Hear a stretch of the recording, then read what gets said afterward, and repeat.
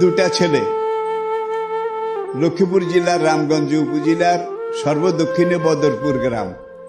এটা হচ্ছে আমার গ্রাম। এই গ্রামে আমার বাড়ি। আমার 5টা মেয়ে, এর মধ্যে 2টা মেয়ে কামিল পাস, বাকি মেয়েগুলো ফাজেল এবং আলেম পাস।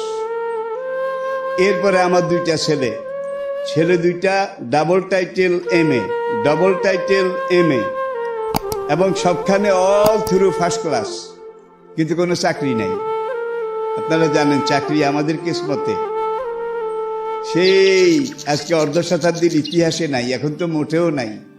আসি খেয়ে দে আল্লাহ রাব্বুল আলামিন এই বয়সেও আমাকে ভালো রেখেছেন, আমাকে সুখ শান্তিতে রেখেছেন। সব কথার বড় কথা, আমার পরিবারে আমার যেই গিন্নি তিনিও শপথের কর্মী, আমার 4টা মেয়ে শপথের কর্মী, আমার মেয়ে জামাই তারা অধিকাংশ শপথের কর্মী, আমি নিজে একজন শপথের কর্মী। এইভাবে যদি হিসাব করতে যাই তাহলে বুঝতে পারি যে আমার এই পুরা পরিবারটা সেই গত প্রায় 1.5 শতাব্দী কাল থেকে শুরু করে দাইয়েল আল্লাহর এই খুন রাঙ্গা, দাঁত ভাঙ্গা, রক্তে রাঙ্গা, মাথার খুলি ভাঙ্গা এই ময়দানে ইমানের পরীক্ষা দিতে দিতে আমি আজকে জীবনের বেলাভূমিতে এসে উপনীত হয়েছি এবং জীবনে বহুবার বহু রকমের পরীক্ষা দিয়েছি।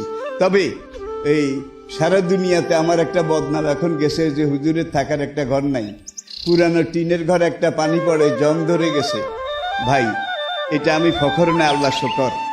রামগঞ্জে কোনো মহিলা মাদ্রাসা ছিল না, আমি নিজে একটা মহিলা মাদ্রাসা করেছি 90 দশকের পরে, এবং 26 বছর পরে গতবার সেই মাদ্রাসাটা এমপিওভুক্ত হয়েছে। এই পুরা 90 দশক থেকে গতবার এমপি হওয়ার আগ পর্যন্ত এই মাদ্রাসাটাকে টিকিয়ে রাখতে আমি আমার পকেট থেকে, আমি আমার রোজগার থেকে 11 লক্ষ টাকা আমি দিয়েছি সেখানে। আবার দক্ষিণে আরেকটা মাদ্রাসা লক্ষ্মীপুরের কাছে, সেই মাদ্রাসায় আমি 16 লক্ষ টাকা আমার পকেট থেকে দিয়েছি। আমার পকেটের টাকা এইভাবে হয় মাদ্রাসায় গেছে, নয় মসজিদে গেছে, নয় ইসলামী পাঠাগারে গেছে। আমি খাওয়ার জন্যে যা লেগেছে এটা মধ্যবিত্তি হিসাবে আমি খেয়েছি, বাকি যা এসেছে আমার জীবনে সব আল্লাহর রাস্তায় এইভাবে আমি ব্যয় করেছি। আজকে জীবনের বেলাভূমিতে এসে আমি পরিতৃপ্ত, আমি পরিপূর্ণ সন্তুষ্ট নিজের উপরে যে আমি যদি এই টাকা জমা রাখতাম তাহলে এই দিনই প্রতিষ্ঠানগুলো হতো না। এবং বাংলাদেশ হওয়ার পরে ডেমরা থেকে শুরু করে একেবারে দক্ষিণে শীতলক্ষার মোহনা পর্যন্ত এখানে প্রত্যেকটা মসজিদে আমি ইসলামী পাঠাগার করেছিলাম এবং প্রত্যেকটা মসজিদে এই পাঠাগার ভিত্তিক সংগঠন প্রতিষ্ঠা করেছিলাম।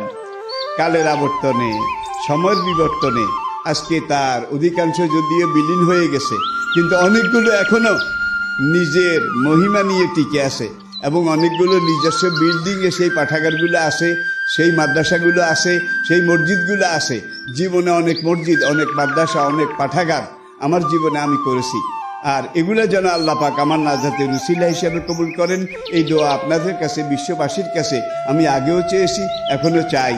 আল্লাহ পাক আমাকে এই জীবন শেষ হয়ে যাওয়ার পরে জাহান্নামের কঠিন পরিণতি থেকে যেন নাজাত দান করেন। এর চেয়ে বেশি কিছু আমার জীবনে চাওয়া নেই। আল্লাহ আমাদেরকে বুঝার তৌফিক দান করুন।